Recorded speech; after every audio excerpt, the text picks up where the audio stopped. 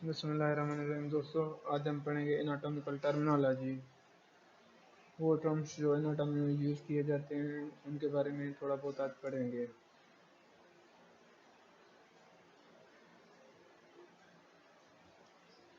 पहले आ रहे हैं एनाटॉमी है क्या।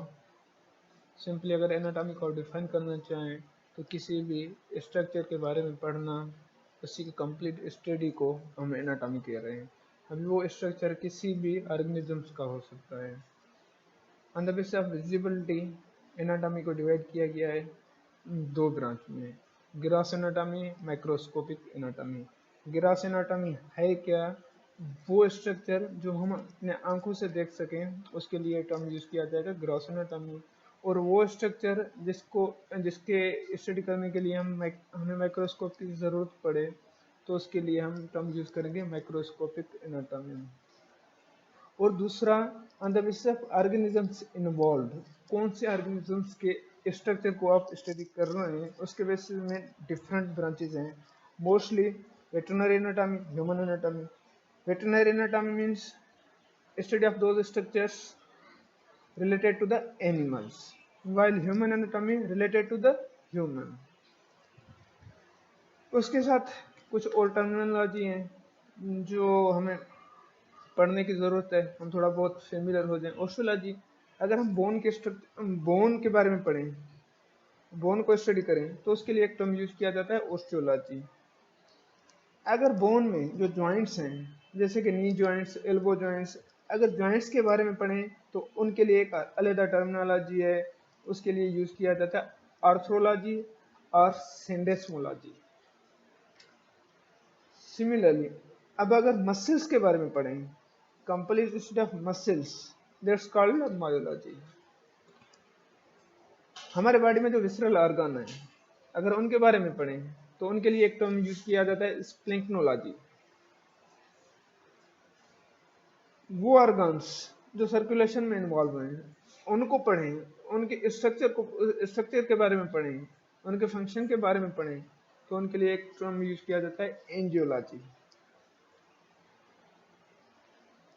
सेस्मियोलॉजी also use for the sensory organs. अगर सेंसरी ऑर्गन्स के स्टडी के बारे में पढ़ें तो उसके लिए टर्म यूज किया जाता है एस्थेसियोलॉजी। अगर नर्वस सिस्टम की कंप्लीट स्टडी करें, उनके बारे में कुछ पढ़ें तो उनके लिए एक टर्म यूज किया जाता है न्यूरोलॉजी। और एनाटॉमी में जो मोस्ट कॉमन टर्मिनोलॉजी यूज किया जाता है उनकी ये लिस्ट है। इसको properly on the basis of structure के बेसिस में आप लोगों को पढ़ा रहा हूँ।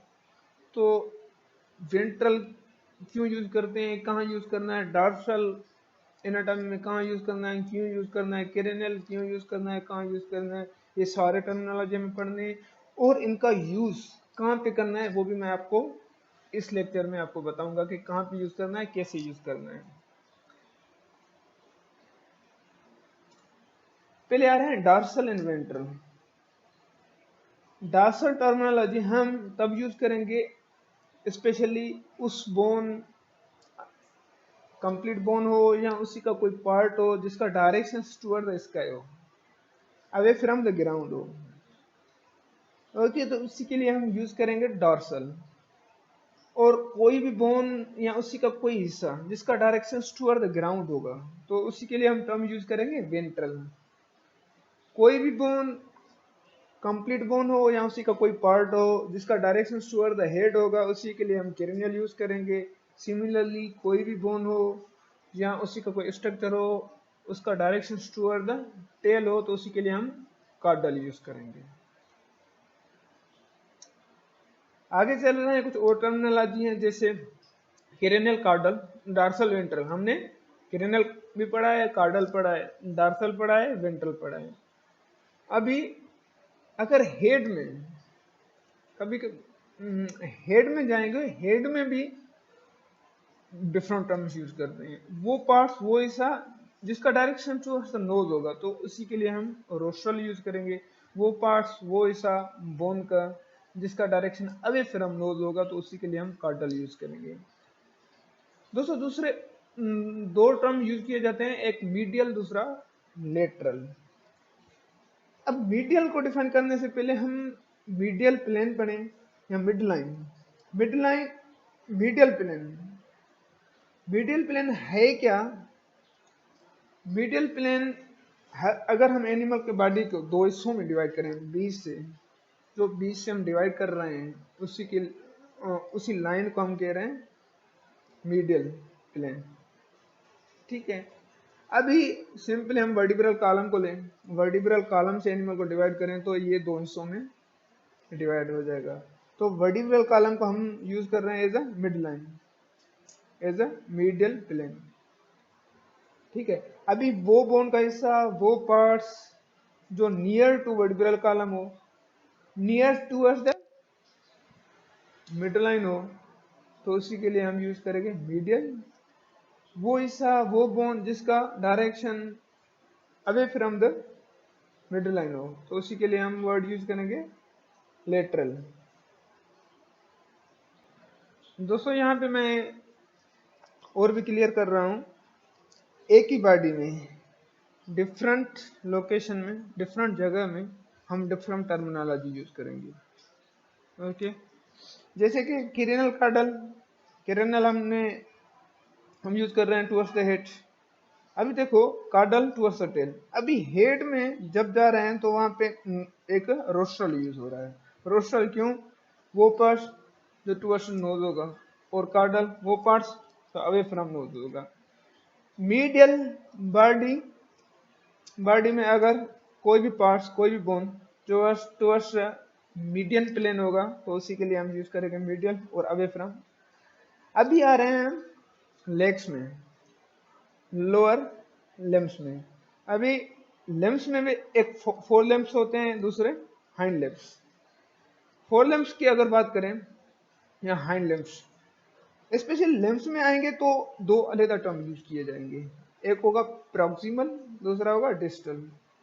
सिमिलरली वही जैसे हम बॉडी में जो बोन, जो भी बोन है उनके लिए हमने क्या यूज किया, डार्सल और वेंट्रल। यहाँ पे अब जब हम लेग्स में आएंगे तो दो अलग टर्म यूज होंगे, वो कौन से होंगे, प्रॉक्सिमल, डिस्टल। अब प्रॉक्सिमल क्या होगा, सिमिलरली वो बोन का पार्ट्स हो या बोन हो जिसका डायरेक्शन टुवर्ड्स द स्काई होगा, तो उसी के लिए हम प्रॉक्सिमल यूज करेंगे। सिमिलरली उसी बोन का वो पार्ट्स हो जिसका डायरेक्शन टुवर्ड्स द डिस्टल होगा, टुवर्ड्स द ग्राउंड होगा, तो उसी के लिए हम यूज करेंगे डिस्टल।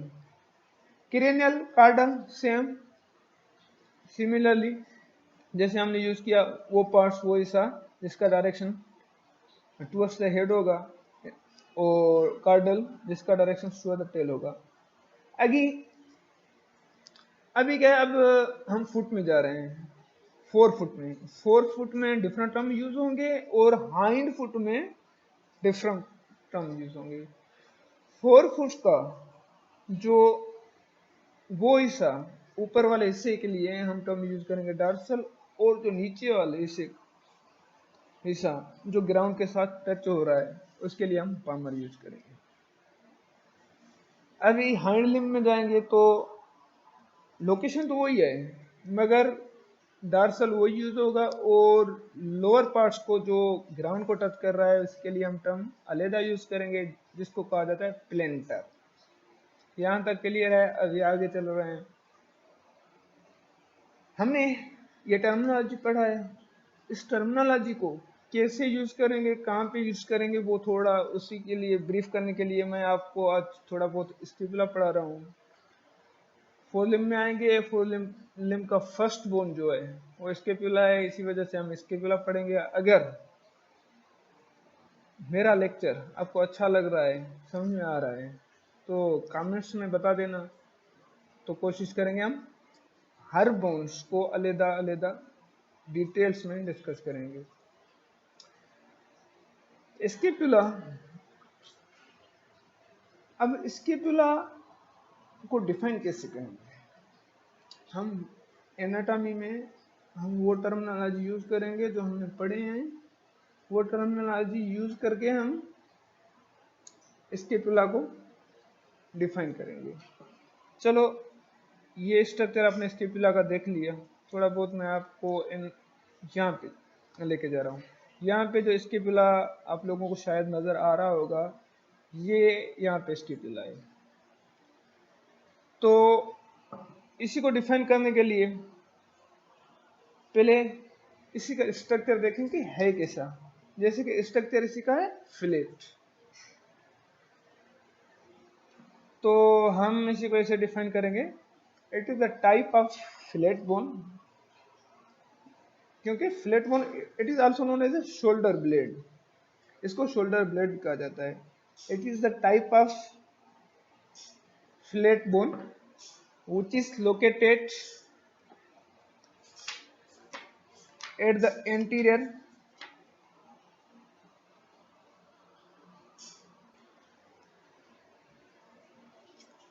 अब स्केपुला यहाँ पे स्ट्रक्चर में देख लो, ये रहा स्केपुला। इसी को डिफाइन करें, जैसे मैंने ऑलरेडी आपको बताया कि it is a fillet bone, क्योंकि इसका स्ट्रक्चर है फिलेट। तो अभी फिलेट बोन के फर्दर, फिलेट बोन के बाद भी आप हमें डिफाइन करना है। It is the type of flat bone which is located at the cranial part, क्योंकि ये रहा टुवर्ड्स द टेल पोस्टीरियर, ये रहा टुवर्ड्स द हेड क्रेनियल। हमने क्रेनियल कैसे डिफाइन किया था, वो पार्ट्स वो बोन जिसका डायरेक्शन, जिसका लोकेशन टुवर्ड्स द हेड होगा। तो ये स्केपुला ये रहा और नियर टू द हेड है, इसी वजह से हम यूज करेंगे it is located at the cranial part of the animal body just lateral side of the thoracic. अभी थोरेक्स की लेटरल साइड में है, इसी वजह से हम क्या कहेंगे, लेटरल साइड या lateral wall of the thorax. अभी ये यहाँ पे इसी का डिफिनेशन कंप्लीट नहीं हुआ। आपने मेंशन किया फिलेट बोन है, इसका लोकेशन कहाँ है, एंटीरियर पार्ट्स या anterior part of the animal body, कहाँ पे, एट द थोरेसिक रीजन।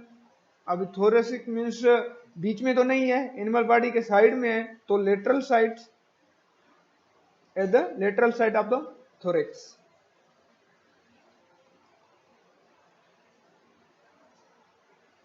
अभी यहाँ पे आ रहे हैं, आपने क्या मेंशन किया, फ्लैट बोन है, उसका लोकेशन बताया। अभी इसी को फर्दर एक्सटेंड करना है, इसी को फर्दर एक्सटेंड करना है।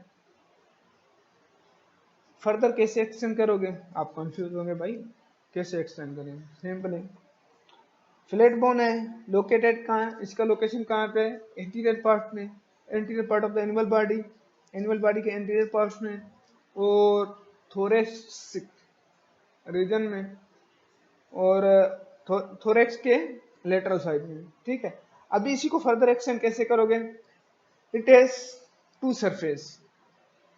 क्यों भाई, ये फ्लैट बोन है, फ्लैट बोन के सरफेस कितने होंगे, जाहिर सी बात है दो हैं। एक वो सरफेस जो टुवर्ड्स द मीडियन प्लेन होगा, टुवर्ड्स द वर्टिब्रल कॉलम होगा, उसी के लिए मीडियल सरफेस, और दूसरा वो सरफेस जो away means away from middle line means बाहर से होगा, उसी के लिए हम lateral. It is two surface three borders. अभी three borders and three angle, यहाँ पे आपने इसी का ब्रीफ कर दिया है। इसके पहला है क्या, it is the type of flat bone which is located towards the anterior part of the animal body just lateral side of the thorax cavity, यहाँ तक। और उसी के साथ it has two surface three borders and three angles. अभी मैं आपको brief करूं कि टू सरफेस कैसे हैं, थ्री एंगल्स कैसे हैं, और थ्री बॉर्डर्स कैसे हैं। भाई ये स्ट्रक्चर आप लोगों के सामने है, ये हो गया लेटरल सरफेस, और ये हो गया मीडियल सरफेस। हम पहले आ रहे हैं सरफेस की बात कर रहे हैं, तो सरफेस में आ रहे हैं। मीडियल सरफेस को दूसरा सबस्केपुलर फोसा भी कहा जाता है, क्योंकि यहाँ पे थोड़ा बहुत डिप्रेशन है, थोड़ा बहुत डीप स्ट्रक्चर है, इसी वजह से fossa. Fossa means little but curve, little but depressed, उसी के लिए हम फोसा यूज करते हैं। तो इसी को सबस्केपुलर फोसा भी कहा जाता है। और दूसरा है लेटरल सरफेस, ये रहा लेटरल सरफेस। अब बॉर्डर कौन कितने हैं, हमने मेंशन किए 3 बॉर्डर्स। एक हो गया प्रॉक्सिमल। अच्छा, अब प्रॉक्सिमल क्यों यूज कर रहे हैं, हमने प्रॉक्सिमल डिफाइन कैसे किया था, वो प्रॉक्सिमल मीन्स वो पार्ट्स, वो हिस्सा बोन का जिसका डायरेक्शन टुवर्ड्स द स्काई होगा, तो यहाँ पे हमने प्रॉक्सिमल यूज किया। वो पार्ट्स, वो हिस्सा जिसका डायरेक्शन टुवर्ड द ग्राउंड होगा, उसके लिए हमने डिस्टल यूज किया था। डिस्टल को इसी तरह से डिफाइन किया था, वो हो गया डिस्टल। क्रेनियल, अभी वो हिस्सा, वो पार्ट्स जिसका डायरेक्शन टुवर्ड द हेड होगा, उसके लिए हमने वर्ड यूज किया था क्रेनल। ये रहा क्रेनल। वो हिस्सा, वो पार्ट्स जिसका डायरेक्शन टुवर्ड द टेल होगा, ये होगा, उसी के लिए कार्डल। अब अगर इस बोन को आप उठा के इसका जो लेटरल सरफेस है उसी को आप अपने लेफ्ट हैंड में उठा के जब अपने लेफ्ट साइड में रखोगे एट द शोल्डर, तो आपको कंप्लीटली आपका क्लियर हो जाएगा कि इसका डार्सल कौन सा है, क्रेनल कौन सा है, कार्डल कौन सा है। ठीक है, ये हो गया। अभी अगर मीडियल सरफेस, लेटरल सरफेस, भाई उसको हम आइडेंटिफाई कैसे करें। एज आई ऑलरेडी मेंशन कि जो उसका मीडियल सरफेस है वहां पे थोड़े बहुत डिप्रेशन है, थोड़ा बहुत प्रेस्ड स्ट्रक्चर है। ठीक है, और अब जब लेटरल सरफेस में आएंगे, लेटरल सरफेस है स्पाइन, इसको हम स्पाइन कहते हैं, which is being extended from a proximal border, proximal border से स्टार्ट हो रहा है, which is being bent at the middle and move further towards the distal. At the end of distal, it makes a projection that's called acromion process. हम इसी के लिए acromion process use करते हैं। ये रहा एक्रोमियन प्रोसेस। अभी you have to keep in mind, जब आप स्केपुला को उठाओ तो स्केपुला में जो स्पाइन होगा, जिस सरफेस में स्पाइन होगा, तो वो surface you have to keep in mind वो लेटरल होगा, जिसमें लिटिल बट डिप्रेशन होगी। ये देख लो, यहाँ पे देख लो प्रेस्ड है, तो वो होगा मीडियल सरफेस। अभी आई थिंक मीडियल और लेटरल सरफेस क्लियर हो गया है। अभी आ रहे हैं हम एंगल में। एंगल, एंगल जैसे हमने पढ़ा था कार्डल, ओ सॉरी, ये रहा कार्डल, ये रहा क्रेनियल। क्रेनियल क्यों भाई,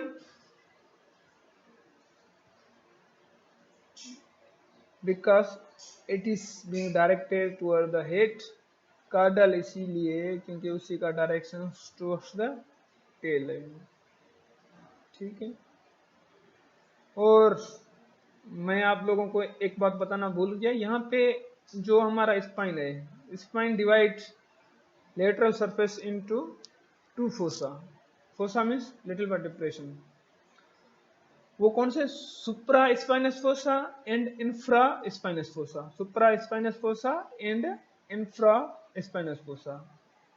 अभी यहां से भी आपको पता चल जाएगा इस स्पाइन के बेसिस में, या सुप्रा स्पाइनस फोसा या इंफ्रा स्पाइनस फोसा के बेसिस में भी आप आइडेंटिफाई कर सकते हैं कि इसका एंटीरियर हिस्सा कौन सा है, इसका क्रेनियल पार्ट कौन सा है और इसका डिस्टल पार्ट कौन सा है। यहाँ पे तो लिखा हुआ है, जब आप बोन उठाओगे उसी में कुछ भी लिखा नहीं होगा।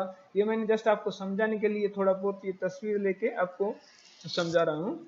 तो सुप्रा स्पाइनस फोसा होगा वो, it is not wide in comparison to infraspinous fossa, वो वाइड है, ये नेरो है।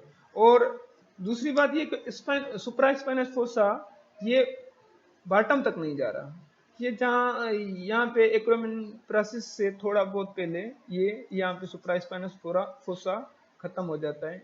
यहाँ से देखो ये डिप्रेशन है, ये यहाँ तक खत्म हो रहा है। इंफ्रा स्पाइनस फोसा, इसी का आप विड्थ देख लो, it is little but wider in comparison to supraspinous fossa, or it is being extended towards the end of the scapula, means distal part तक extend हो रहा है। तो क्या होगा, जो सुप्रास्पाइनस फोसा होगा क्रेनियल साइड होगा, इंफ्रास्पाइनस फोसा कॉर्डल साइड होगा। ओके, अब एंगल की बात कर रहे थे, इट हैज थ्री एंगल्स, एक क्रेनियल, दूसरा caudal angle. Cranial angle little but rough and somewhat thick in comparison to caudal angle, वो थिन है और शार्प है। और third angle cranial angle, caudal angle, और थर्ड एंगल जिसको कहा जाता है distal angle. Distal angle has a cavity that is called Glenwide cavity. Glenwide cavity, it is a structure where head of the humerus is going to be articulate. यहाँ पे क्या हो रहा है, head of the humerus, second bone जो है जो कोलम का, उसी का हेड यहाँ पे आके ग्लेनोइड कैविटी में आर्टिकुलेट करेगा। ठीक है, और डिस्टल पार्ट में दूसरा supraglenoid tuber, just little bit projection है जिसके लिए एक वर्ड यूज करते हैं ट्यूबर। तो ग्लेनोइड कैविटी से ऊपर है, इसी वजह से सुप्रा ग्लेनोइड, ग्लेनोइड से ऊपर है तो सुप्रा ग्लेनोइड ट्यूबर। ठीक है, और यहाँ पे जस्ट लाइक हेड, हमारे हेड का नेक है, यहाँ पे स्किपुला का भी इसी तरह से एक स्ट्रक्चर है, just like a shape in neck. तो इसी वजह से ये वर्ड नेक यूज करेंगे। और नीचे स्पेशली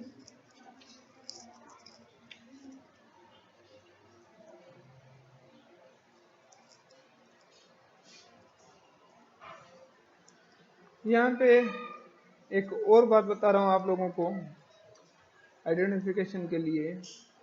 ये जो कार्डल बॉर्डर है,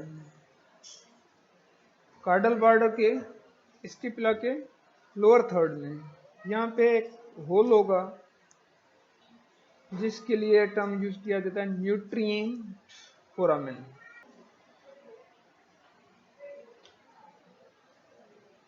तो यहाँ पे जो होल है लोअर बॉर्ड और कार्डल बॉर्डर के लोअर थर्ड में एक होल है जिसके लिए वर्ड यूज किया जाता है न्यूट्रिएंट फोरामेन। तो दोस्तों अभी ये स्ट्रक्चर है, ये स्पाइन, ठीक है, ये यहाँ पे एक्रोमियल प्रोसेस, ठीक है। और बॉर्डर की बात करें, ये तो एंगल हो गए, बॉर्डर तीन बॉर्डर हैं, प्रॉक्सिमल बॉर्डर, क्रेनियल बॉर्डर और कार्डल बॉर्डर। क्रेनियल बॉर्डर को फर्दर कैसे आइडेंटिफाई करोगे? क्रेनियल बॉर्डर का अगर स्ट्रक्चर देखो तो इट इज कॉन्वेक्स, इसका स्ट्रक्चर कॉन्वेक्स है और it is little but rough, ये इसका स्ट्रक्चर हो गया कॉन्वेक्स। क्रेनियल बॉर्डर, अब कार्डल बॉर्डर को देखें, it is concave little bit thick in comparison to cranial border, ये थिक है, ओके। और proximal border it shows cartilaginous structure of the scapula. ठीक है, तो यहाँ पे तीन बॉर्डर हो गए, क्रेनियल, कार्डल, प्रॉक्सिमल बॉर्डर, और दो सरफेस हो गए, ये हो गया लेटरल सरफेस और इसी का इंटरनल सरफेस के लिए वर्ड यूज किया जाता है मीडियल सरफेस। ये रहा आपका मीडियल सरफेस, मीडियल सरफेस के लिए एक अलग वर्ड यूज किया जाता है सब स्केपुलर फोसा या फोसा सब स्केपुलरिस, क्योंकि यहाँ पे सब स्केपुलरिस मस्सिल अटैच हो रहा है, ओके। तो डियर फेलोस, दोस्तों आज का लेक्चर यहाँ पे हम कंप्लीट कर रहे हैं अगर मेरी ज़रूरत पड़े और आप चाह रहे हैं कि दूसरे बोन्स को इंडिविजुअली डिफाइन करूं, तो बराए मेहरबानी कमेंट्स में मेंशन करें। We have to discuss each bone individually. और वेटनरी के साथ, वेटनरी से रिलेटेड कोई भी टॉपिक हो जो आप लोगों को समझ में ना आ रहा है, प्लीज़ उसको भी मेंशन करें।